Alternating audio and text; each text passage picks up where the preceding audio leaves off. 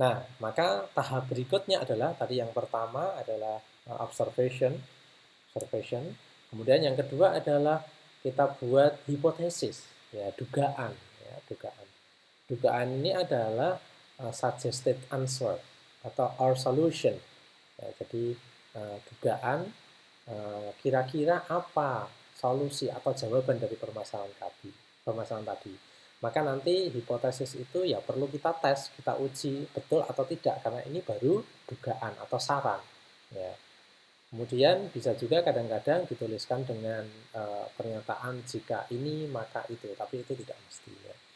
Ya, kemudian hipotesis ini juga akan memprediksi outcome-nya itu apa. Ya.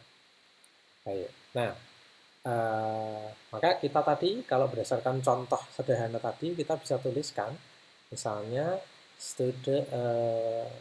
mahasiswa yang tidak selesai mengerjakan latihan programming, kita bisa membuat hipotesis itu karena menggunakan laptop yang kecepatannya kurang, ya gitu. Ya, kita bisa bisa mengambil hipotesis itu. Nah, sekali lagi ingat ini adalah hipotesis. Hipotesis itu dugaan. Ya. Maka hipotesis ini ya harus kita uji. Nah, kita uji. Maka bagaimana cara mengujinya? Cara mengujinya misalnya kita buat dengan eksperimen. Misalnya contohnya adalah kita siapkan satu programming code yang sama gitu ya, kemudian kita berikan kepada semua mahasiswa di kelas. Nah, kemudian nanti mahasiswa kita minta untuk mengeran kode tersebut yang panjang itu. Ya, kalau cepat mungkin tidak terlalu terasa, tapi kalau kodenya panjang, ada training, ada testing yang lama gitu ya, maka akan sangat berpengaruh pada waktu untuk menyelesaikannya. Nah, maka nanti kita buat dua kelompok. Nah, kelompok yang pertama ini mahasiswa yang tadi punya laptop yang cepat, sedangkan kelompok yang kedua mahasiswa yang punya laptop yang kurang. Nah, gitu. Maka nanti kita kelompokkan, kemudian masing-masing mahasiswa tadi kemudian kita catat, ya kita catat dari mahasiswa yang laptopnya cepat itu waktu yang dibutuhkan untuk menyelesaikan programming berapa, mahasiswa yang kedua berapa, dan seterusnya. Demikian pula mahasiswa yang pakai laptop yang kurang cepat tadi, ya kita cek berapa second boleh, menit boleh untuk menyelesaikan tadi berapa durasi yang diperlukan. Nah, ini eksperimennya begitu. Nah, kemudian kita bisa ulang lagi dengan menggunakan coding yang lain, kita berikan lagi. Ya, untuk task yang sama kita buat tabel yang sama seperti tadi. Nah, ini eksperimen. Eksperimen itu upaya bagaimana caranya menguji hipotesis yang tadi kita buat.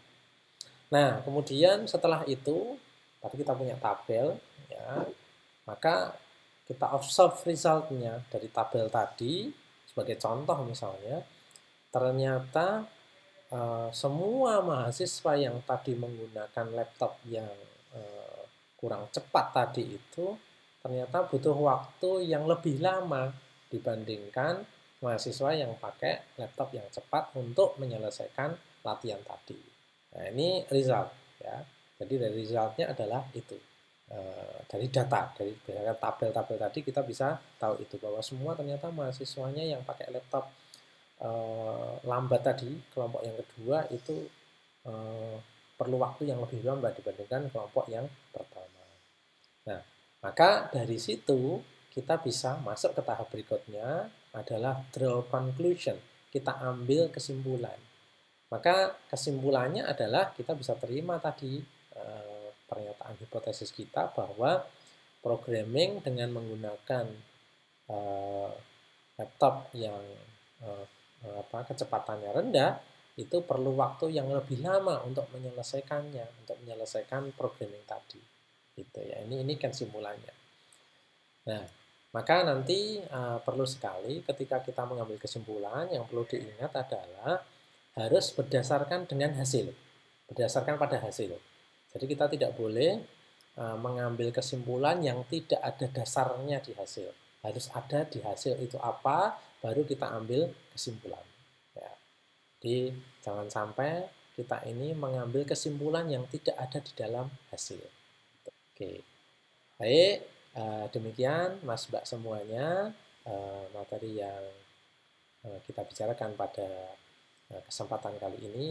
Semoga bisa dipahami dan nanti akan ada latihan-latihan untuk mempraktekkan bagaimana scientific method itu kita bisa lakukan pada hal-hal yang baik, pada hal-hal atau permasalahan yang sederhana di sekitar kita maupun hal-hal yang kaitannya dengan keilmuan teknologi informasi di prodi kita.